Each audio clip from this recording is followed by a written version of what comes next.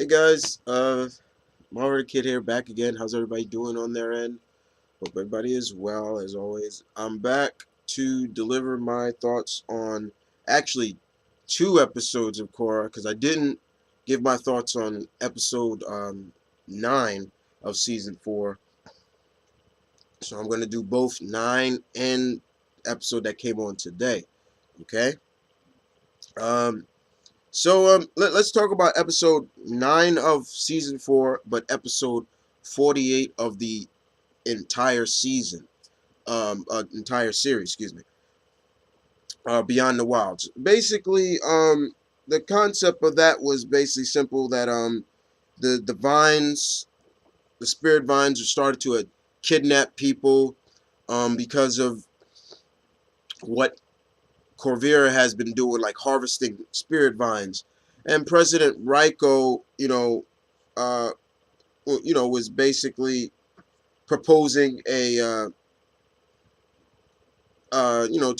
take the fight to Corvira's army. The Fire Nation was against it and things like that. When Bolin and them told them about, Varric's, Bolin and Varric told them about Corvira's weapon, things like that. Um, we had Bolin trying so hard to patch things up with with Oval, and it was just like, this is kind of the wrong time to be doing this when her family's being held hostage, and things like that. um Korra was able to help and save the people that were taken from by the spirit vines. She was able to kind of,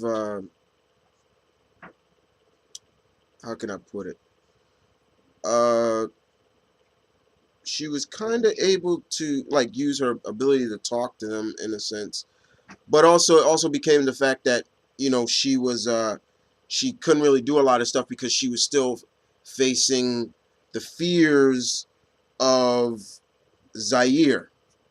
So she actually went to prison to see him, and Zaire is all like, he's all got hair now, he's all bushy beard and stuff, and she's like, I came here to face my fears and tell you I'm not afraid of you. And he flew at her, and she kind of like flinched, and he's like, really? And it was kind of Zaire that actually kind of helped her in a sense, and it was like, whoa, okay. Um, but that was pretty much in a sense of having Korra even uh, find out that Rava was always with her. So it was kind of interesting to see that. And afterwards, we saw uh, Bolin. Uh, he agrees to help Opal and Lin rescue their family, which leads us into episode 10 called Operation Beifong, which is also episode 49 of the series. And in this episode, the gang, Opal, Bolin, and Lin, are at Zaofu, and they're analyzing the situation to see if they can make it in. There's no easy approach. Um, And then all of a sudden, out of the blue, here comes Toph, who actually scanned the area before them. And we can still see that there's still some kind of animosity between, well, I shouldn't say between her and Lin, but more like it's coming more from Lin than Toph. And Bolin's kind of like starstruck because like it's almost like a hero. I think you can say that for any new age metal bender or new age earthbender. Like Toph is like their like the Ali kind of the earthbenders. Like everybody knows her and respects her. Um, so we got to see that in that. Um, Also, we could see that uh, Batar Jr. and Julie have been trying to test the spirit cannon. Actually, keeps failing, and we keep seeing that uh, pieces are being sabotaged and things like that. And we start to really discover some things later on that I think we all had an idea that it was that this was a means of getting into, which I'm gonna get into later. The gang does save the family. It was really cool, but uh, Batar's dad kind of ruined it because it would have been an easy, quick get snatch and grab and get out. He started yelling, and then I guess he's scared of heights or so because they were swinging from their prison cell was like over something, so Lin would swing them over and Bolin would catch them. But his Batar Senior pretty much yelled, "Ah!" And the guard came, and then it was just like, okay, we got to get out of here quick.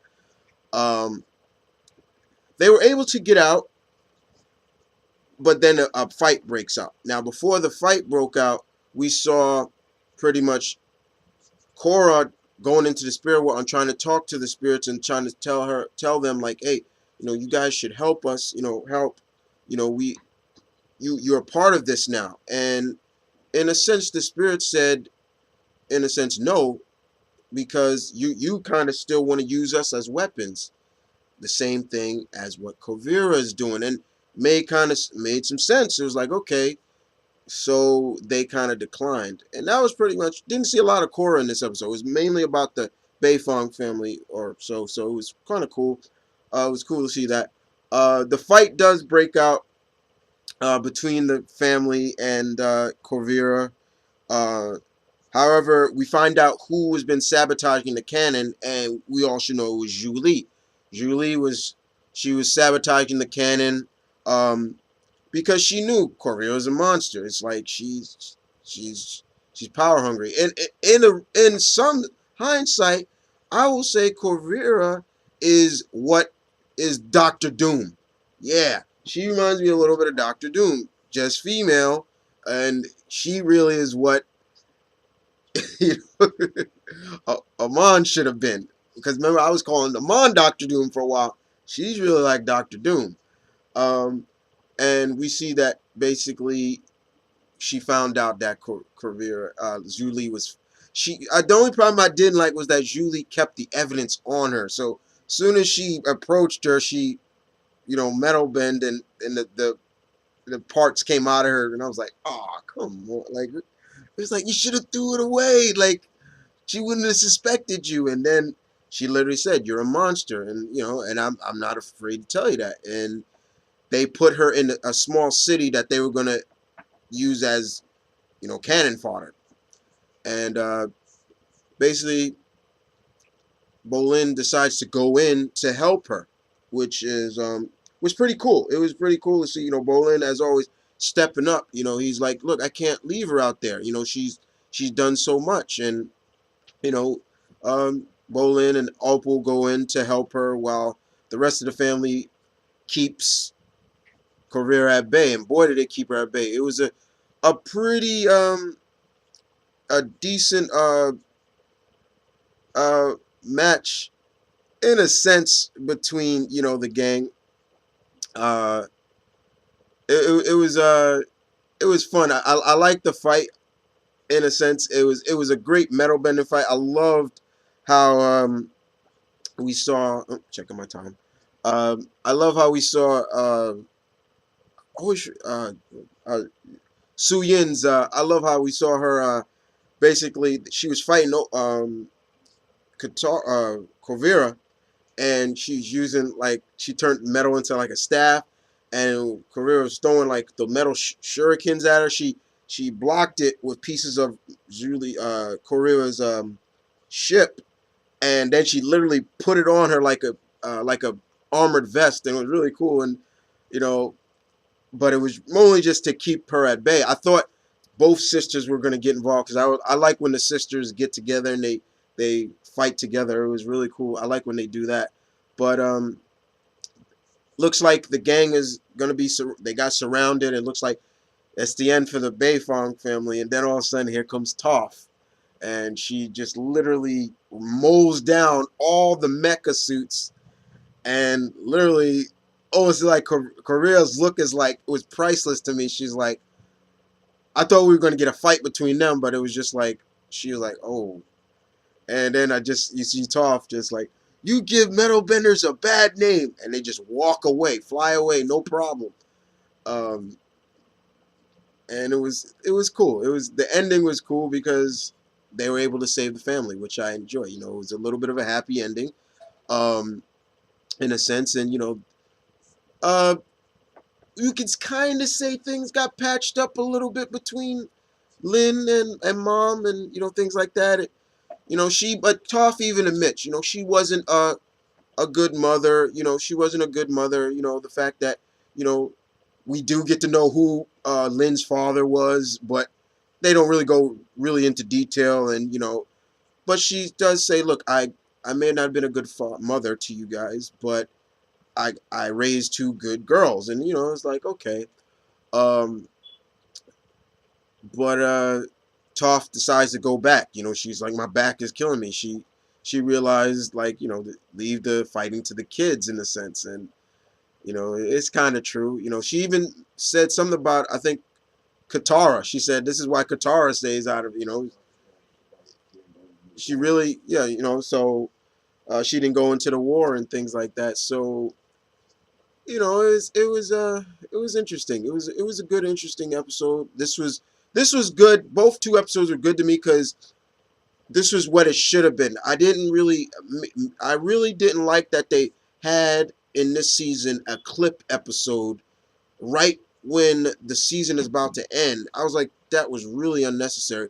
And I heard things of why they did that. I'm not going to go into detail of it, but episode 9, which was entitled Beyond the Wilds, and episode 10 entitled Operation Beifong, really good. We only have 3 more episodes left, guys, till the series comes to an end. Uh, and it looks like it should be good. Should be some good stuff, basically, from for this. See how this series ends. If this series ends with a bang, why is this series called Balance? Will we get some balance? Things like that. The titles for the episode. Where wrote those things down. Um, the titles for the next 3 episodes are called Corvira's Gamble, Day of the Colossus, and uh, uh, The Last Stand. That is the name of the episode. Um, but other than that, guys, very good episodes indeed. I enjoyed it. It was good to see the Beifong family together. Um, And the only thing I say, I had a little bit. I wanted to see maybe a little piece of Toph going against Corvira. Just a little bit. Nothing big. Nothing. Just a little bit. Of showing Corvira like almost like you can't touch the first metal bender.